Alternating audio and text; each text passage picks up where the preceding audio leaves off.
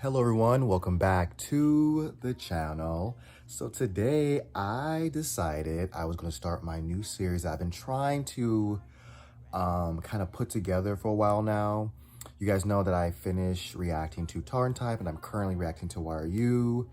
But there's plenty of shows that I've seen already that I don't have reactions to because I didn't start doing reaction to these Thai series until recently.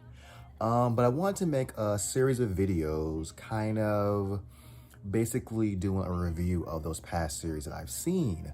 Now, I may react to some of these series on my Patreon only at a later date, but for YouTube, I just wanted to kind of do a review type of thing. Now, how I'm going to do this is there's a Tumblr user called piningbisexuals.tumblr.com. I follow them and they have these kind of like their reviews of a show, and they have their pros and their cons of any given series.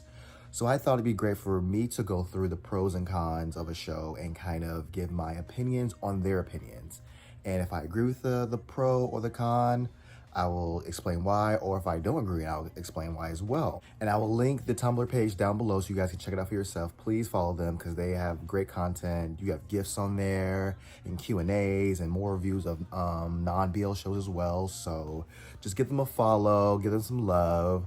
And for today's video, we're going to be checking out the review for Until We Meet Again. Now, I've completed the series. I've seen it on my own time. And I have my feelings towards it, so I want to go through their list and see what they said and see if I agree or disagree and why. So if you guys want to also do this with me, please do. But before we get started, if you're not subscribed, please do subscribe and give this video a thumbs up, and let's just get started. Now, if you haven't seen the series yet, spoiler warning right now, go watch the series. It's on YouTube. Just type in Until We Meet Again. I'm sure you'll find it and watch it and then come back here. If not, let's just get into it. All right, so they have a summary. In and Korn were separated by death decades ago, but thanks to the red thread linking them, they find each other again in Parm and Dean. That's correct. So as you guys know, In and Korn tragically lost their lives back in the 70s. They're reincarnated into Dean and Parm. And that's how they were able to, I guess, live their lives again in a better situation because, as you guys saw, it wasn't going well for them, especially because their parents were really not with it. All right, so let's start with the pros. And there's only 3 pros on this list. Wow. That's intense. But let's get right into it. The first pro, the acting. I felt like everyone was really good. There was a lot of crying and emotional scenes, and the actors really slayed them. I have to agree. I do think that Kuhart and Fluke really nailed the acting. Their characters, how they portrayed them, was done very, very well. I love the chemistry between them and the other characters and how they interacted, so I do agree with that pro. Next pro. The concept of the show was very original and a change from other BLs, which is great. I have to say I haven't seen a show like this, where we have a story where it's reincarnation and us kind of flashing back and flashing forward between the couples from the past and the present, and I really like the concept of how this show was done. I don't know the significance of, reincarnation in Thailand or what, how important that is to them, but it was good to see that kind of thing and how the red thread kept them together. The chemistry was great between all the ships. I think so. I mean, if you're talking about In and Korn, Dean and Parm, yes. Now as for the other ships, we don't really get that much time with them, so I can't really say that I agree with everybody's chemistry was on point, but I think they all did a good job for what they did, so I kind of agree with that, mostly. Now we have the con list, and this list is pretty long, so let's get right into it. The first con is the pacing. 17 episodes is too long for any show, to be honest. The fact that they added 5 more episodes at the last minute is just weird and messy, and the pacing of the show just was too slow. Nothing happened much per episode except the same thing over and over again. Crying, remembering the past, and discovering a long-lost family member, etc. So many episodes blurred into one in my mind because they were too much alike. In my opinion, the show could have fit into 10 or 12 episodes easily, and even given other ships more screen time, while being better in terms of entertainment, delivery of the message, and basically everything. I have to 100% agree with this. The show dragged on forever. I do think that if they were going to have a large episode count, they could have gave us more content. But they kept giving us the same thing, as they said. You have Parm crying, and then a past memory coming up, and the family member. It was just repeated over and over and over again. It was kind of like, y'all not doing nothing. Nothing's progressing. What is the story? What is the plot? What is the destination? And I think that because of that, the show itself lost its momentum when that started happening. I had no idea that they added more episodes at the last minute, so maybe they had 12 already and they just kind of just stuck 5 in the middle just to pan it out for some reason. I don't know. But I do agree with this con. The second con is the show was so boring. Now, I don't want to be mean since I know this is a very beloved show, but this is my review and I gotta speak my mind. All right. There were episodes that I was dreading to see because I knew I would get bored. I had to fast forward at least 10 of the 17 episodes because it was so slow and uneventful. So basically, elaborate on the first con. Correct. Lots of episodes were just dragging, nothing happened. Very, very slow and kind of like made you yawn.